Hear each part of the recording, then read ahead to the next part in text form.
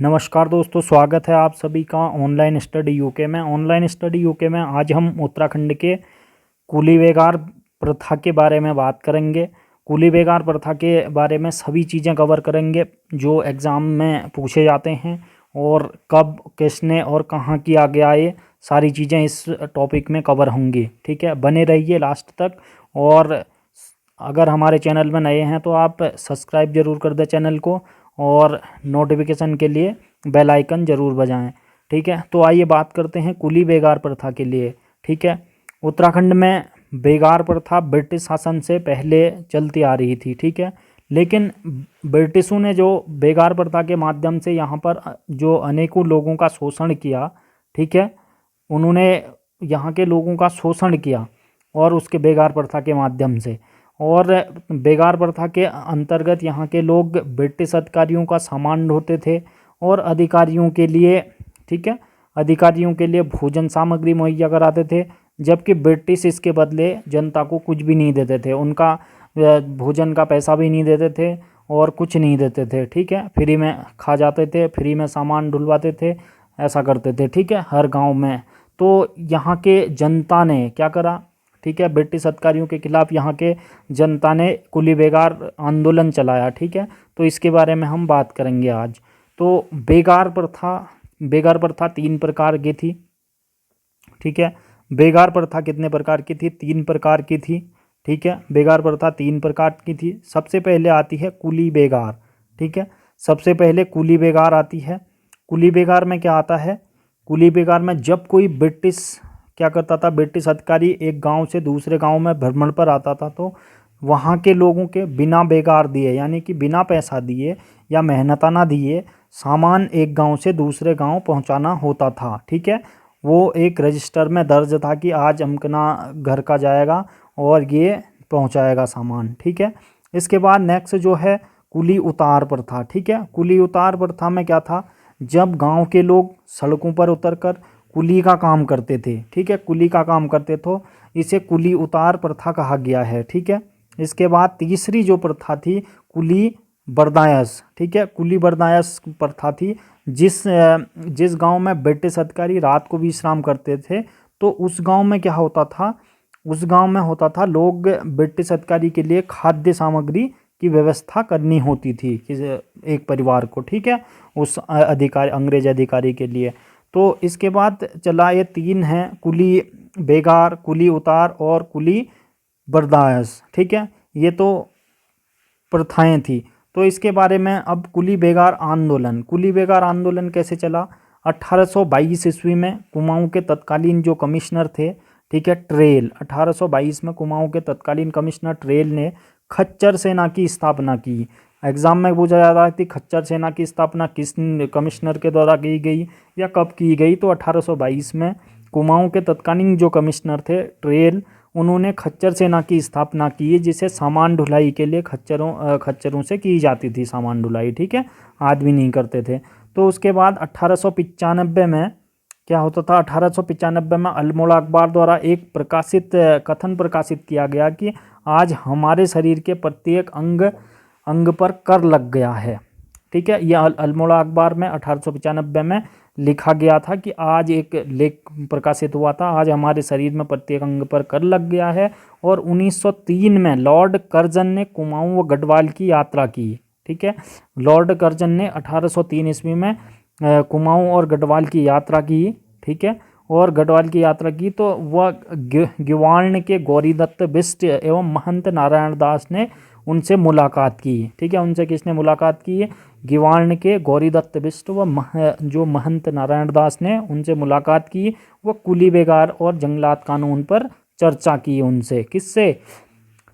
Curzon से। ठीक है, कर्जन से इन्होंने 1903 में चर्चा की। इसके बाद इन्होंने क्या करा? 1904 में इलाहाबाद उच्च न्यायालय ने बेगार प्रथा को अवैध घोषित कर दिया 1904 में। ठीक है, इसके बाद कुली एजेंसियाँ। कुली एजेंसी क्या थी? कुली एजेंसी की बात करें तो कुली एजेंसी जो थी 1808 से 1824 में कुली एजेंसियों का गठन किया गया। तो कुली एजेंसी का जो पूरा नाम था transport and supply cooperative association. ठीक है, कुली एजेंसी का विचार सर्वप्रथम गिरजा प्रसाद नैथानी ने रखा था। ठीक है, कुली एजेंसी का जो प्रथम विचार रखा था गिरजादत्त नैथानी ने रखा था। ठीक है, इसके बाद 1908 में जोत सिंह नेगी द्वारा कुली एजेंसी की स्थापना की गई थी, जिसका मुख्यालय कहाँ रखा, पौड़ी में रखा गया था। ठीक है, इसके बाद 1912 में लैंसडाउन में कुली एजेंसी की स्थापना की गई 1912 में। ठीक है, उसके बाद 1913 में रुद्रप्रयाग में भी, ठीक है, रुद्रप्रयाग जिले में भी कुली एजेंसी की 1913 में स्थापना की गई थी।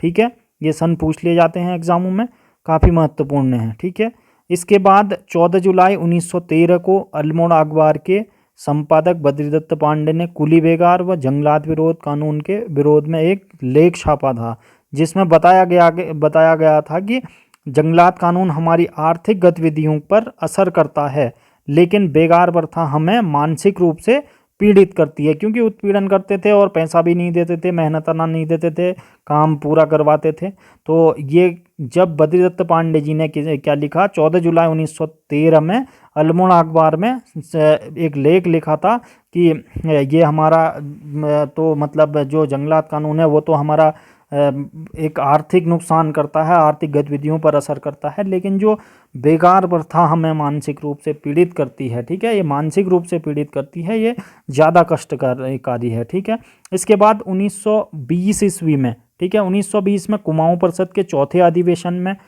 जो पंडित हरगोविंद पंत जी थे उनकी अध्यक्षता में हुआ। ठीक है, 1920 में कुमाऊं परिषद का जो चौथा अधिवेशन, फिर कुली बेगार प्रथा को समाप्त करने का प्रस्ताव यहाँ पे रखा गया 1920 में। ठीक है, हरगोविंद पंत जी की अध्यक्षता में जो कुमाऊं परिषद की चौथी बैठक हुई थी। इसके बाद 1920 में बद्रीदत्त पांडे जी ने कोलकाता जाकर गांधी जी से मुलाकात की व कुली बेगार प्रथा को से अवगत कराया। ठीक है, गांधी जी को 1920 में किसने कराया, गांधी जी को अवगत, बद्रीदत्त पांडे जी ने। ठीक है, इसके बाद 1 जनवरी 1921 में कत्यूर के चामी गांव में हरू मंदिर में, ठीक है, कत्यूर के चामी गांव में हरू मंदिर में 400 लोगों के एक साथ बेगार न देने की शपथ ली। ठीक है, ये बागेश्वर जिले में पड़ते हैं। ठीक है, इसके बाद कुली बेगार प्रथा का अंत, कुली बेगार प्रथा का अंत कैसे हुआ, कुली बेगार प्रथा का जो अंत हुआ 10 जनवरी 1921 को बागेश्वर में कुली बेगार के विरोध में भीड़ जमा होने लगी। ठीक है, अब भीड़ जमा होने लगी तो अल्मोड़ा के जो तत्कालीन जो डिप्टी कमिश्नर थे वो डाइबल थे। ठीक है, कौन थे, अल्मोड़ा के तत्कालीन जो डिप्टी कमिश्नर थे डाइबल थे, उन्होंने भीड़ पर ज़्यादा ध्यान नहीं दिया। 13-14 जनवरी को 1921 को जब क्या हुआ, 40,000 लोग बद्रीदत्त पांडे, हरगोविंद पंत, चिरंजी लाल के नेतृत्व में बागनाथ मंदिर बागेश्वर की पूजा अर्चना की, तो उसके बाद उन्होंने जुलूस निकाला। ठीक है, उत्तरायणी के दिन। ठीक है, तो जुलूस के सबसे आगे झंडे पर लिखा था, जुलूस में जो झंडा था, फहराया गया झंडा था, वो जुलूस में लिखा था कुली बेगार बंद करो। ठीक है, उस झंडे में लिखा था कुली बेगार बंद करो। तो अल्मोड़ा के जो तत्कालीन डिप्टी कमिश्नर थे डाइबल ने भीड़ पर गोली दागनी चाहिए, लेकिन भीड़ अधिक देखकर वह डर गए। लगभग 40,000 के लोगों की भीड़ थी यह। इसके बाद सरयू के मैदान में एक सभा होती है और इस सभा को संबोधित कर रहे बद्रीदत्त पांडे ने कहा कि, क्या कहा बद्रीदत्त पांडे जी ने, पवित्र सरयू का जल व बागनाथ मंदिर को साक्षी मानकर प्रतिज्ञा करो कि आज कुली उतार, कुली बेगार और कुली बर्दाश्त नहीं देंगे। ठीक है, इसे समाप्त करके ही रहेंगे। ठीक है, ये बद्रीदत्त पांडे जी ने कहा। ठीक है, उस सभा में। फिर 13-14 जनवरी 1921 को बागेश्वर, ठीक है, बागेश्वर के सरयू नदी के किनारे उत्तरायणी मेले में बद्रीदत्त पांडे, हरगोविंद पंत, चिरंजी लाल के नेतृत्व में लगभग 40,000 आंदोलनकारियों ने बेगार न देने का इन्होंने संकल्प लिया, लगभग 40,000 लोगों ने। ठीक है, सभी मुखियों व ग्राम प्रधानों ने बेगार संबंधी रजिस्टर सरयू नदी में बहा दिए।